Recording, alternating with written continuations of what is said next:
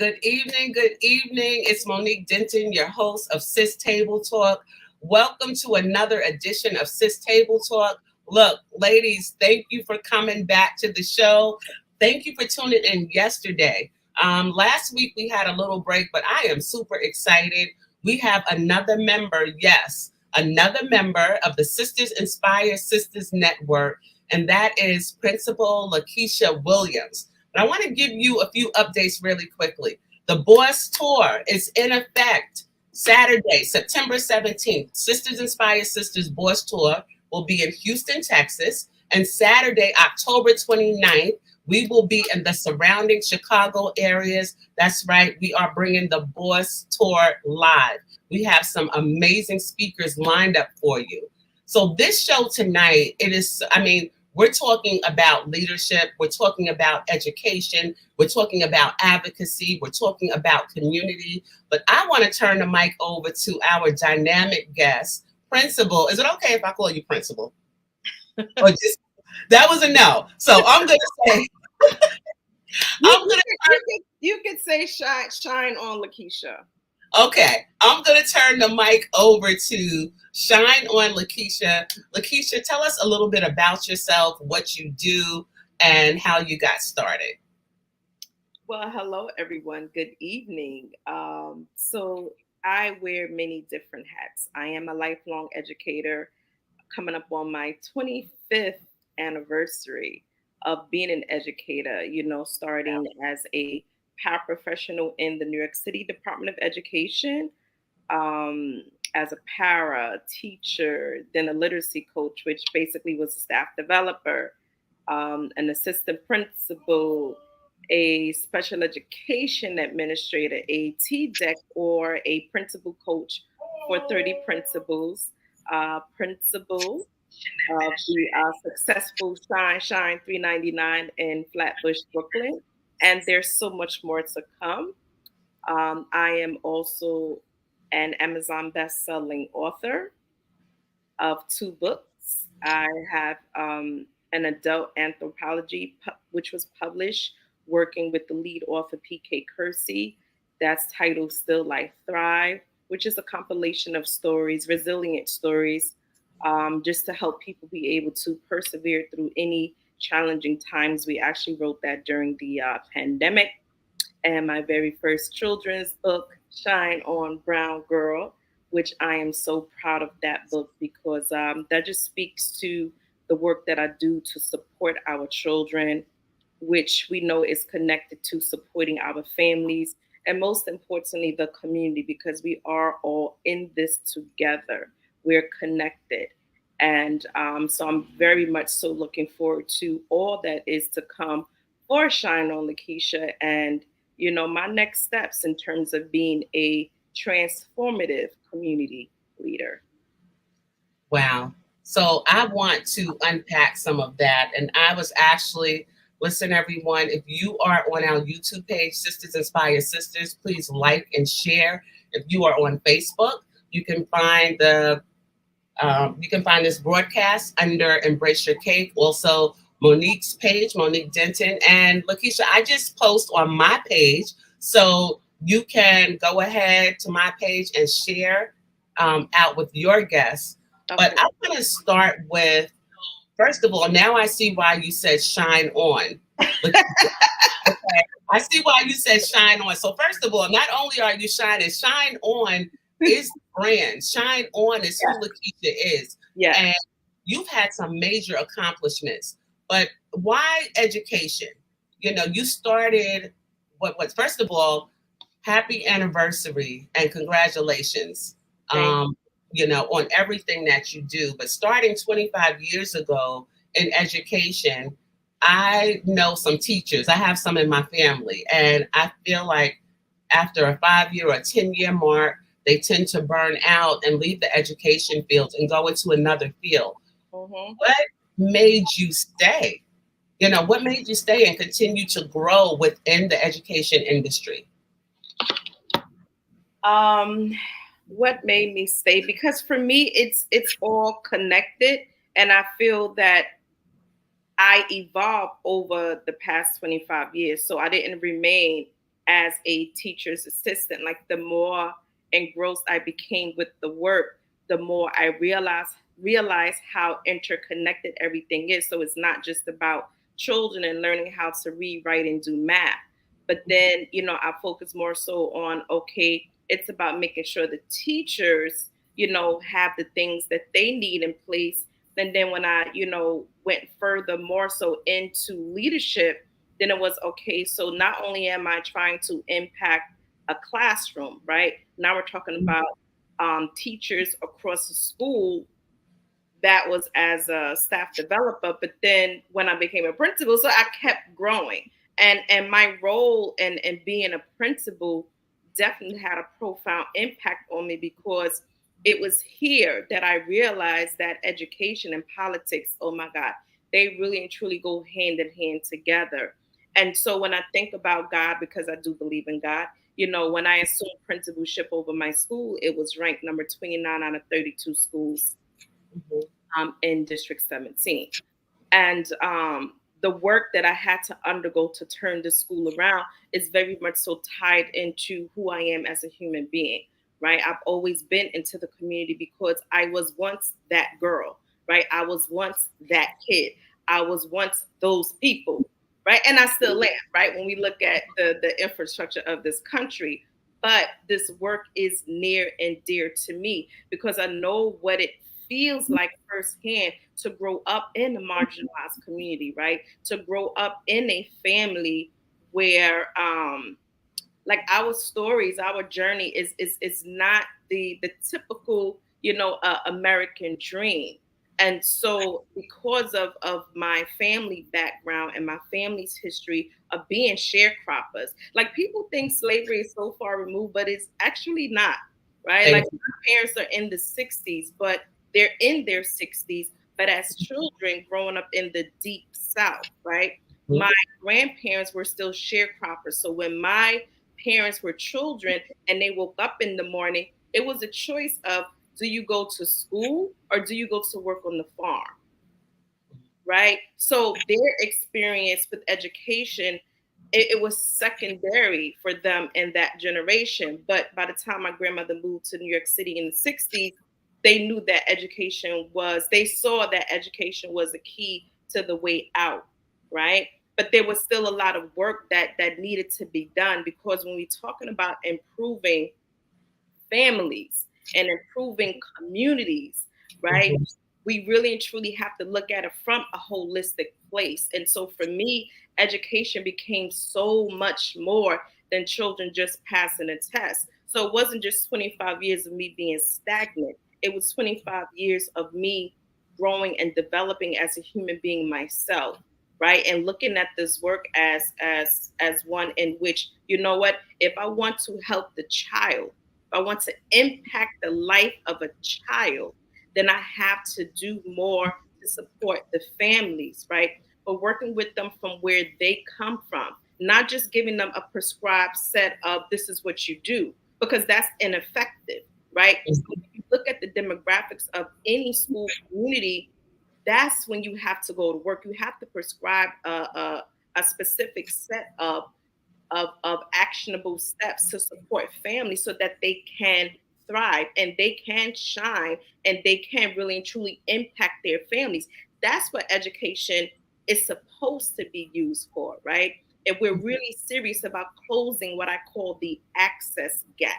So, for many years, people would speak on education being an academic gap, right? Let's just get down on the principals and get down on the teachers and get down on these families for not pulling themselves up by the bootstraps, right?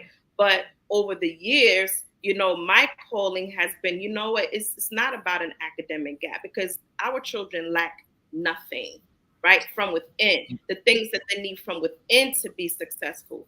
But the harsh realities of the society that we live in is that our children absolutely lack access, right, to the things that we need so that they can be successful. So then when I started looking at education from that perspective, it just completely and totally changed the trajectory of my career. So I had, first of all,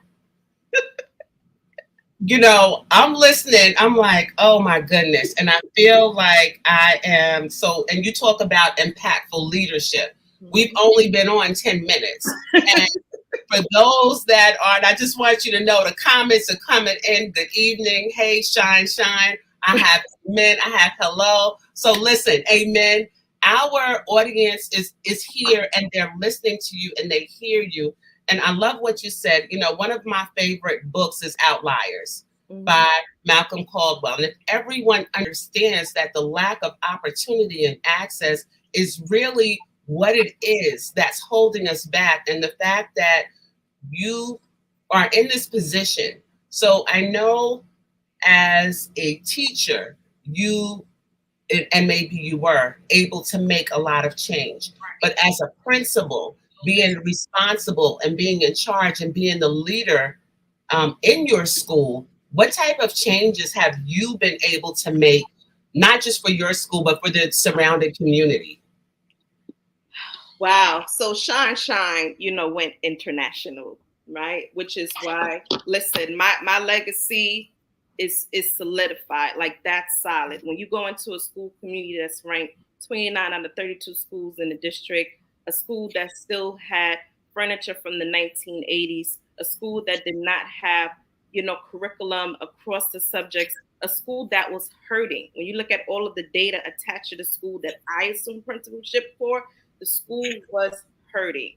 And so, what I was able to do in a short amount of time, 4 years during a pandemic, was astronomical, right? But I was able to do it because I went in leading with love. So, when we talk about leadership on any level, whether it be in the world of education or I don't care, real estate, doesn't matter what the area is, far too often in our society we focus on just making a dollar, right? And we have taken away the human factor, the human element of the work that we're doing. And so in education specifically, there's absolutely no way we can impact the lives of children if we don't first see who they are and embrace who they are and support them in their journey where they are. And by supporting the children, I also mean supporting the families as well. And so that's what I saw, right? I went into the school and I looked at all of the data, because data is not just about when children take a test, right? Data is everything. Data is, like I said, the fact that the school hadn't gotten new furniture since the 1980s. Like, what message are we sending to our children?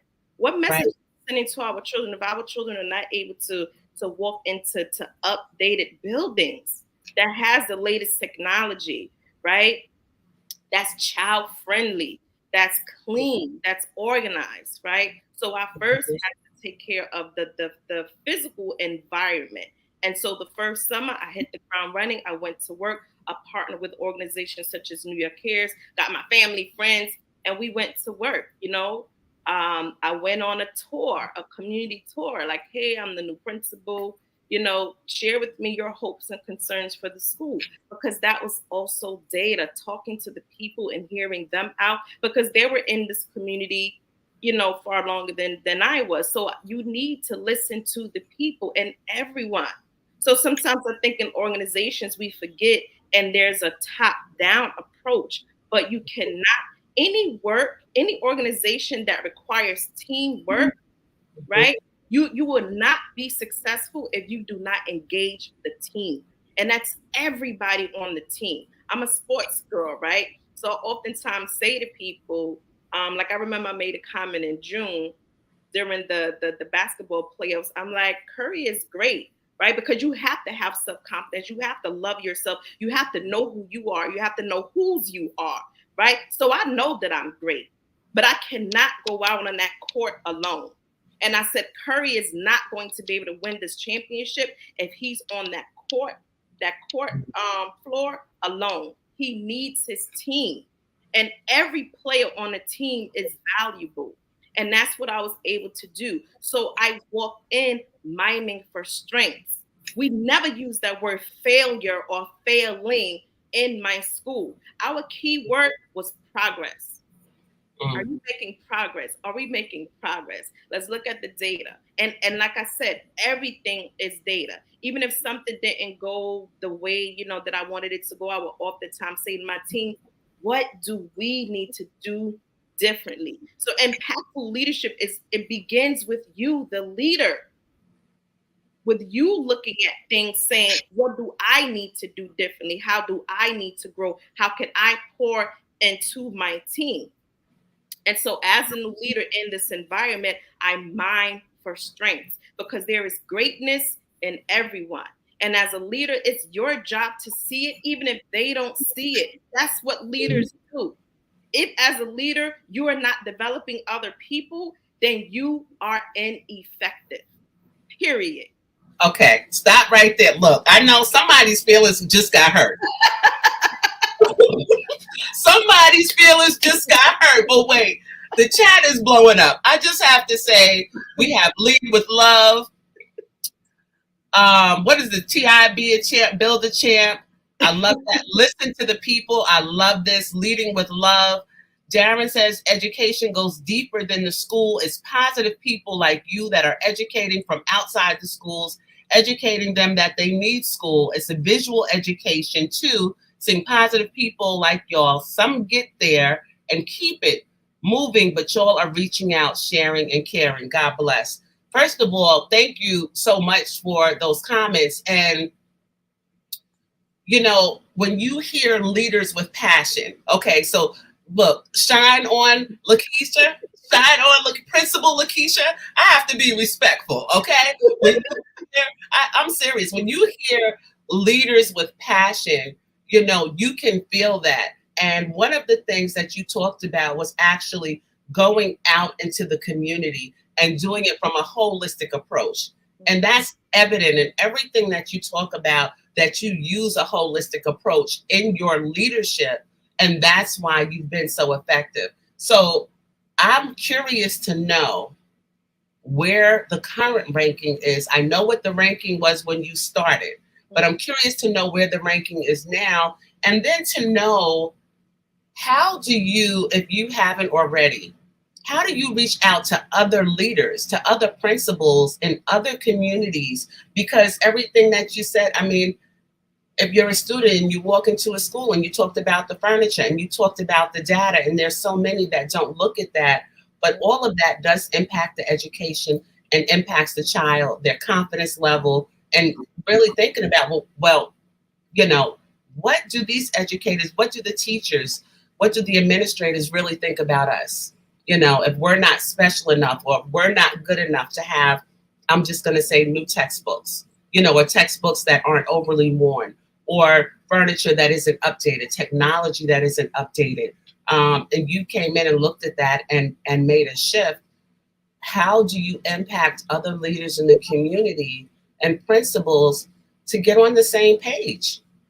Okay, let me first start by saying, I'm not able to make an announcement yet, but I'm working on that, right? Okay. All right. I'm definitely working on just broadening, my reach of being able to support other principals. That's Okay. two. I belong to two powerful organizations because we do see this as being like we have taken this work up. And we're champions of making sure that no child is left behind, no family is left behind, and that we are closing the access gap. So one powerful organization that I'm part of is Off School Grounds, and that's headed by Dr. Dennis McKeezy, which again, during the pandemic, that organization was formed because no one was taking care of the leaders, right? And as an educational consultant himself, who was already working with so many different leaders, he saw that as an avenue for him to be able to bring so many like-minded individuals together. So there's more, right? And we Okay. oftentimes see that we are a different breed because we are champions for education, not only in New York City, but as you said, you've seen me, when I go to another state, I have sisters and brothers, in the Yeah. different states who are also leading this work. We're in Tanzania as well. So Off Schools Grounds is definitely doing a great job in terms of just changing the narrative and the scope of the way in which we impact the lives of children. Another organization that I belong to is Black Influencers United. And again, another dynamic, powerful organization that is about championing the cause for Black children and Black educators and what we need specifically, and teaming up with, policy making and politicians. Because when people like to say that politics are separate, it's not separate. Like, politics is woven into, every fiber of our being, right? And so if people say I'm not into politics, you go to work. Politics affects, the jobs that you even have in your community. Politics affects housing, the health entities in your, like, everything. You can't Yes. escape that. So that's another powerful organization. So I just want to say that I'm not alone, right? And that's led by the wonderful Dr. Shango Blake. But I just want to say that I'm not alone in this work. And as you said, you could see from my social media, I'm very much so into the community. Because again, when you grow up in Eastern York, Brownsville, and Bed-Stuy, I feel like I'm still hustling, right? But obviously in a positive way, because we have to make it happen. Like, we have to make it happen for our children. So I form a lot of different partnerships with people in the community, because our children and families will get everything that they rightfully deserve. But that means that we have to come together and work together to make sure that that happens. To date, 4 years later, because you spoke about that as well, there's so many different intangibles of success that the school has garnered under my leadership. But year one, prior to the, unfortunately, year two was the pandemic. But in one short year, we had made an impact where we moved, I would say, maybe about up to, like, we ranked maybe like 22 out of 32 schools in the district. And so that's the other thing, right? Anytime 1 year. when we talk about, and in New York City, schools are evaluated by outside entity, and that's called the quality review, where it's someone who's not connected to the school comes in just to evaluate the overall functioning of the school, to determine whether the school is on the right path. And the highest evaluation you could get for that review is well developed. So in 60 days, but that's because I went to work from day one. So it's actually more than 60 days, but 60 days with the team. When school opened to the time we had our quality review, we received several well developed features, which was the highest that, a principal could receive. And that was definitely something to be celebrated, because you have veteran principals who sometimes don't receive well developed ratings. And at the end of year one, I was also principal of the year, which was not something that, like, again, when it was announced that I was principal the last day of school, June 2018, I went to work the last day of school, 2018. I looked at the data, I looked at the demographics, and I just knew that I had to close that gap, and I went to work. Right, I wasn't expecting, any of this to happen, but when you're walking in your purpose, right? When you're walking in your purpose, then these are the things that happens, because it's not just about me. It is about making sure that our children are good. It's about making sure that our families are good. So year one, I was, principal of the year, and I definitely owe that to all of the work that we were able to do together as a team in my school.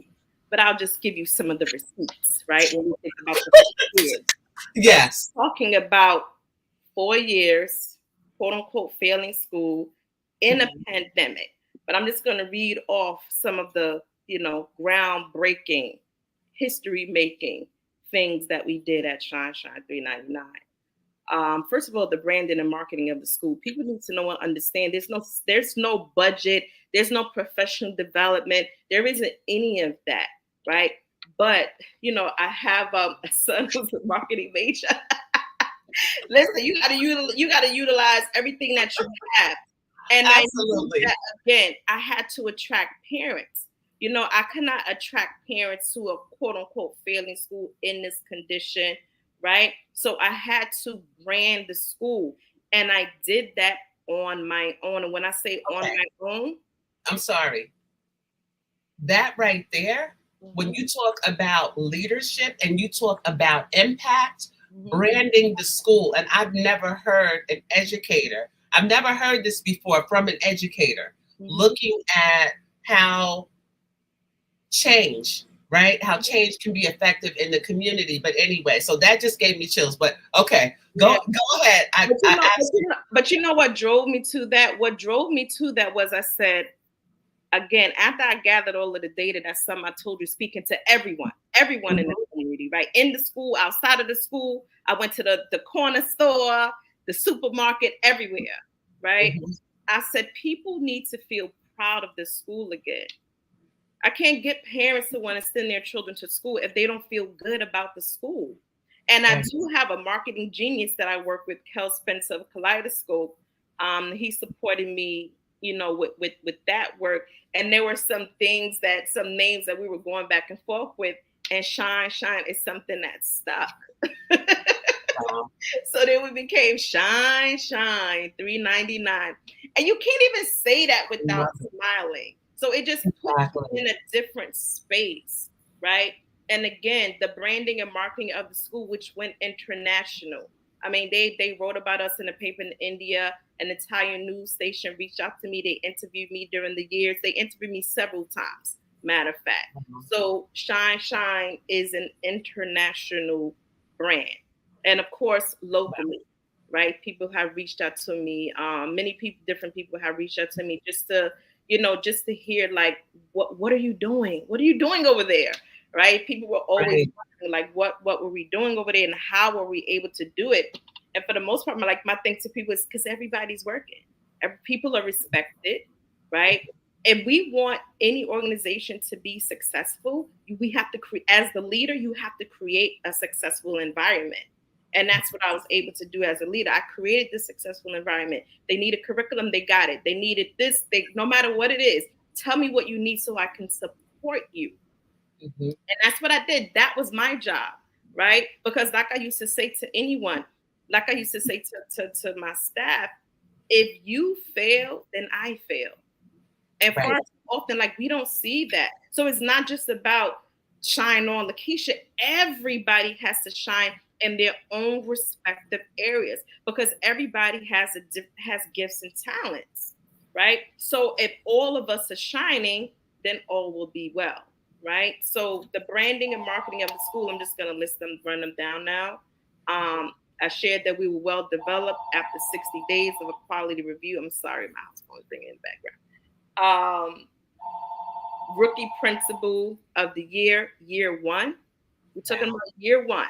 This is year one with all of the different things that I did. And when you look specifically at the way the New York City schools are rated, we were Mhm, rated highly effective and effective across the school culture every single year, all 4 years.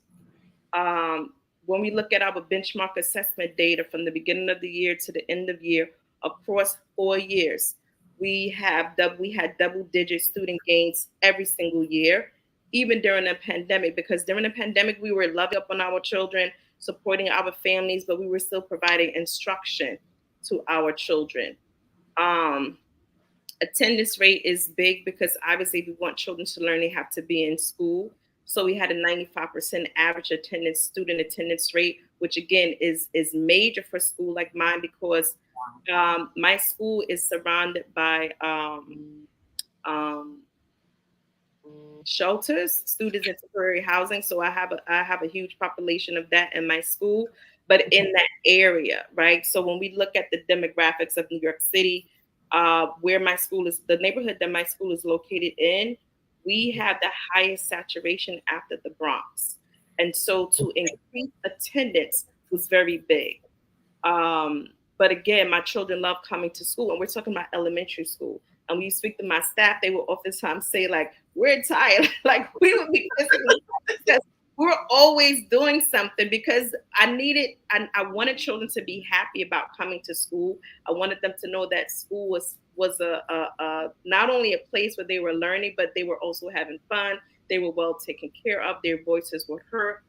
I had student government. So every year my children would come to me with their concerns and things that they wanted to see change.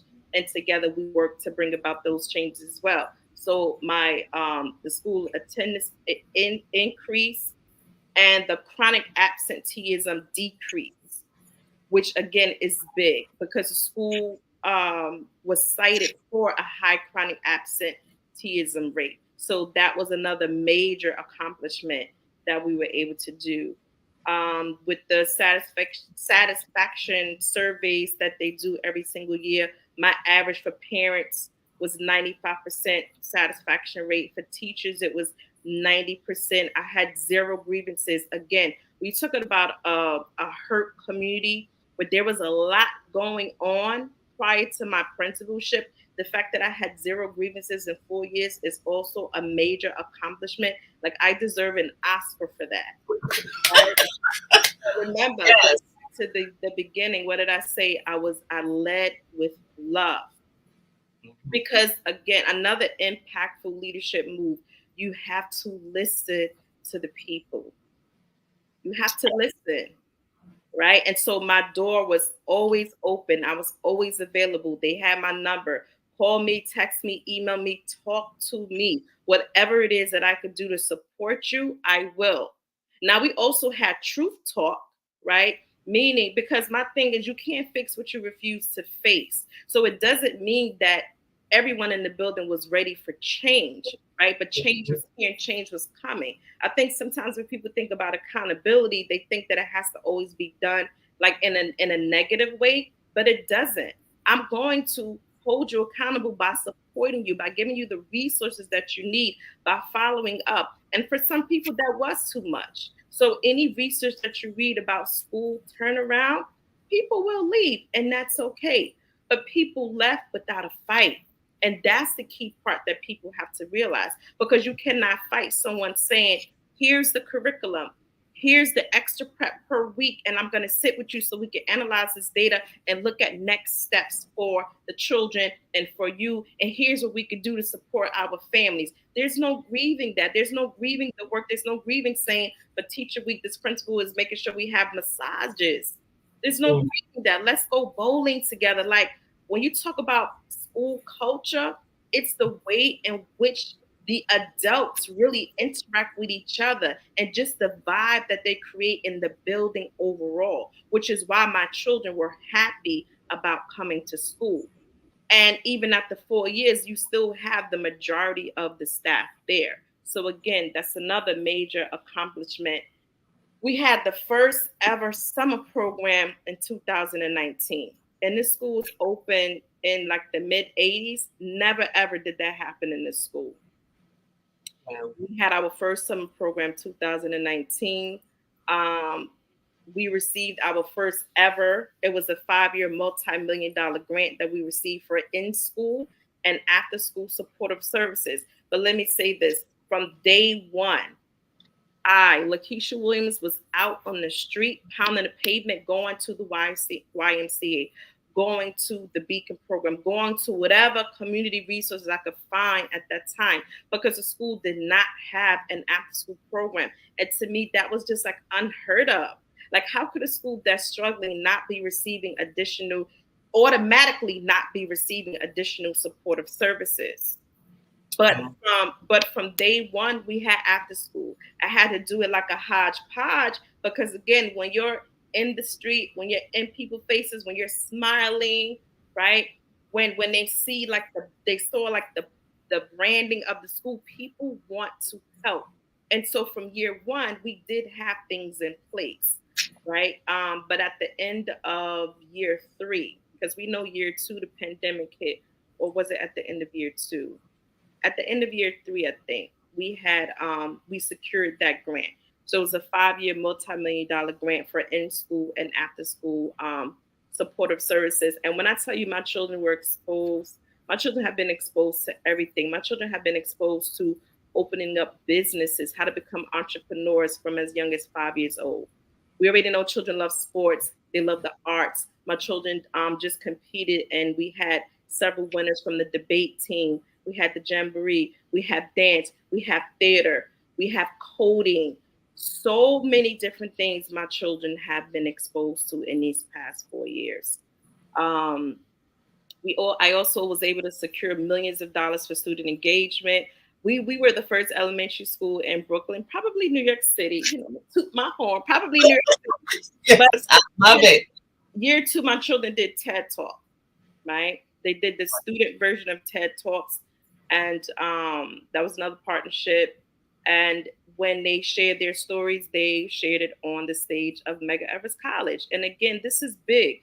This is Wow. big when we're talking about a population that's not heard, right? That's not heard. We're talking about a population where, again, based on my school demographics, I had a partnership with the food pantry and making sure that I was doing that every week. And when I say me, I'm talking about my team in the school, because I work to develop multiple teams across my school community. And like I said, everybody went to work, right? But this is still a marginalized community, marginalized group of people who oftentimes don't feel heard. Right. So Right. that's another big thing for my children. We did so many different family empowerment activities with our children, with our families. This year, most recently, we did something with the Brooklyn Nets. Again, it was about healthy eating. They donated some money to the school. We went food shopping with the parents. Went to Stop and Shop. We came back to the school. We cooked a healthy meal together, and the Brooklyn Nets sponsored that. But again, just doing different things like that to engage with the families, staff resources, and facility improvements for the school. Right, that's writing grants. That was through meeting with politicians. They don't talk. They don't tell you that you have to do all of this when you're getting your educational degree. Right. They don't Right. tell you that you have to do all of this. But again, I cannot just sit as principal of a school that was ranked 29 out of 32 schools in the district and not give my school community what they needed, because that was the data. And so all of this is part of, the impact that I was able to have on my school community. And like I said, local and international recognition for my community impact, because that has also started to happen too, right? Where different people are, because people are like, oh my God, like I can't believe as a principal, like you've been able to do all of this work. And so, as I was saying to you earlier, this is so much more than children being able to pass a test, right? When we're talking about a school, of course, we know children have to learn how to read, write, and do math. You have to make sure those things are fun and engaging, right? But for me, when I think about impact, it's about impacting the lives of our children, and not just our children, but their families and their children as well. You understand? Like, we're talking about impacting generations to come. Yes. That's Yes. the purpose. So of course we're over, but there's a few more things that we have to touch on. And we're talking about you are literally shifting the trajectory of bloodlines. And that's what I call it, because everything that you're pouring into these children, first of all, some of the things that your students have done, I have not heard of elementary students doing that or participating in those type of programs. So one, kudos to you. I mean, the fact that your students were a part of a TED Talk at Mega Everest College and all of these things that you're pouring into them, not to mention, we know that you're an Amazon best-selling author because you mentioned that. I'm just waiting for the leadership manual because That's coming. It's coming.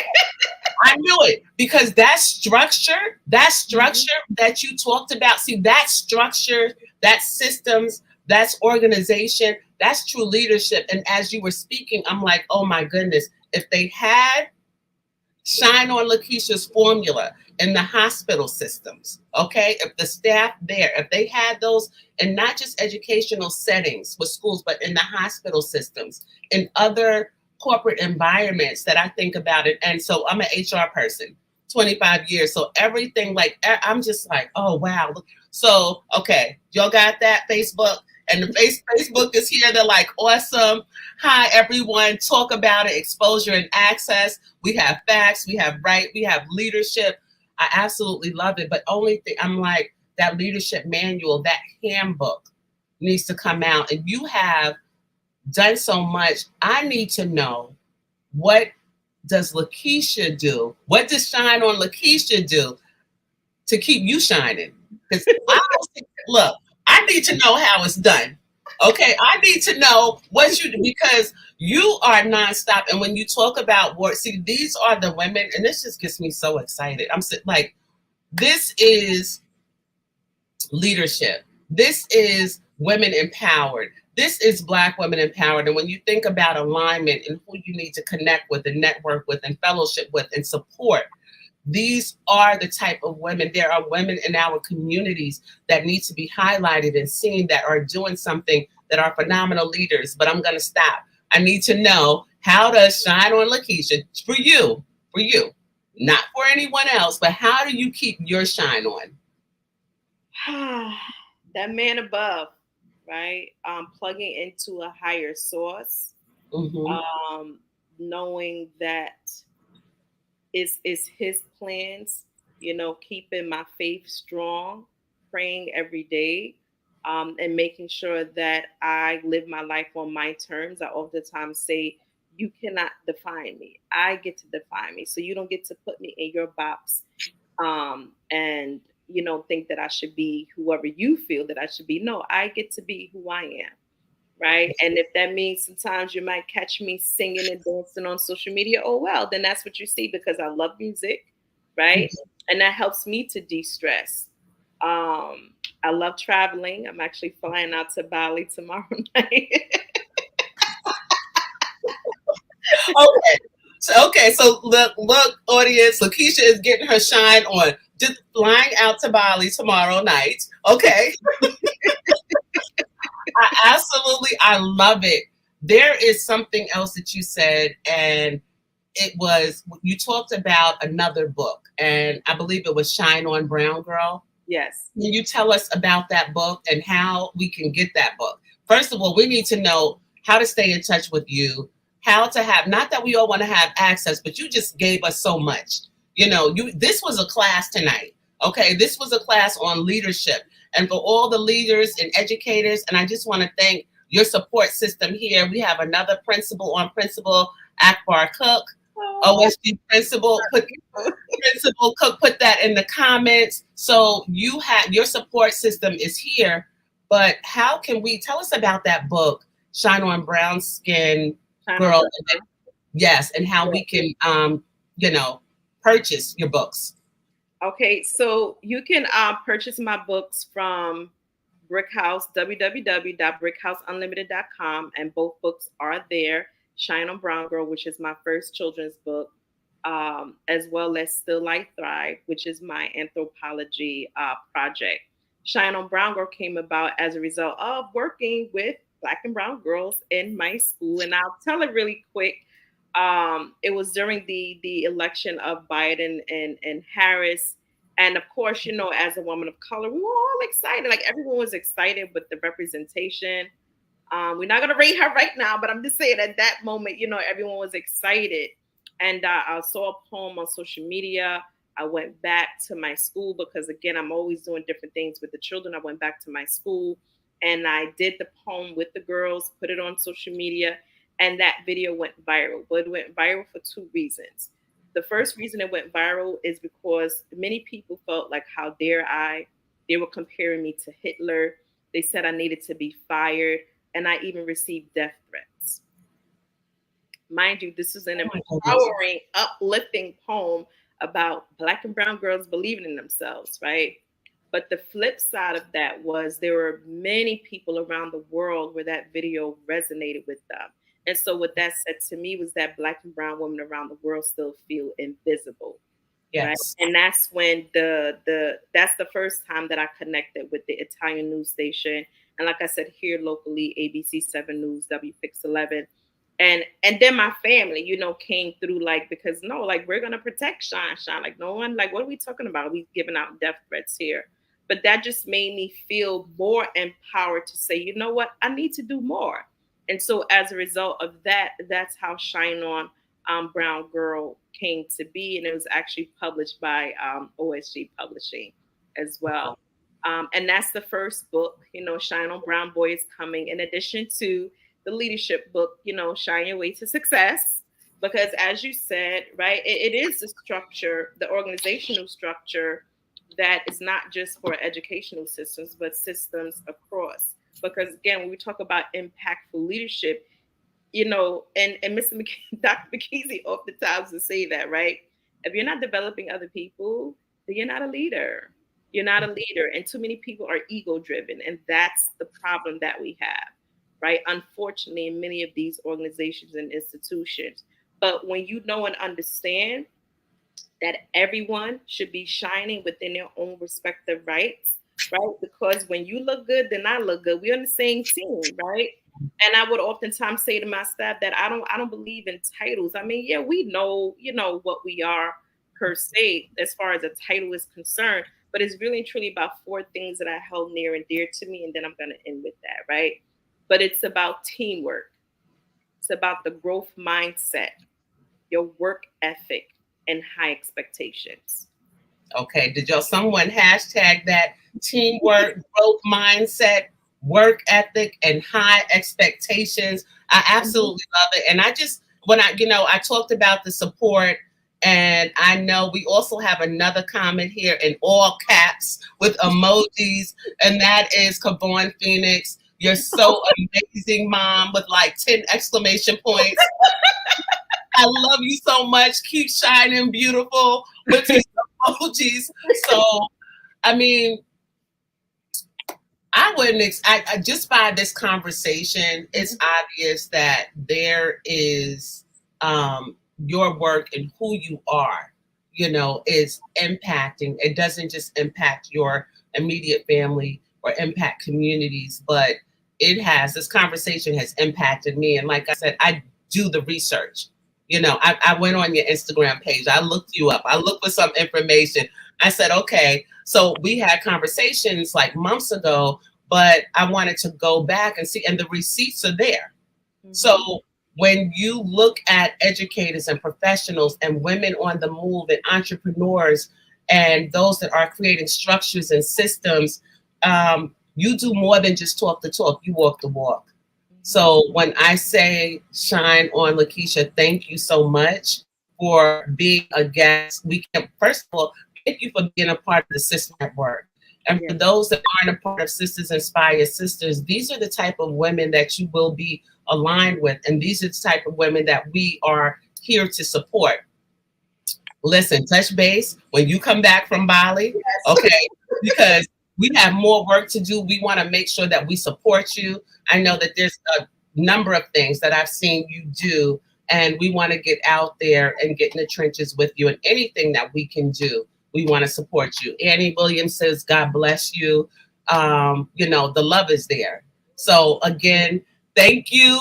Thank Shine you. on. Listen, everyone, like, share, comment. You have to share this broadcast because this was a masterclass, okay? This wasn't a table talk. This was a leadership masterclass. Any last words? I just want to thank you so much again. It is women like you who keep me going as well. Like, we have to be here for one another. We have to truly love each other, support each other, uplift each other. So let's keep doing this. Yes. Thank you so much. Good night, everyone.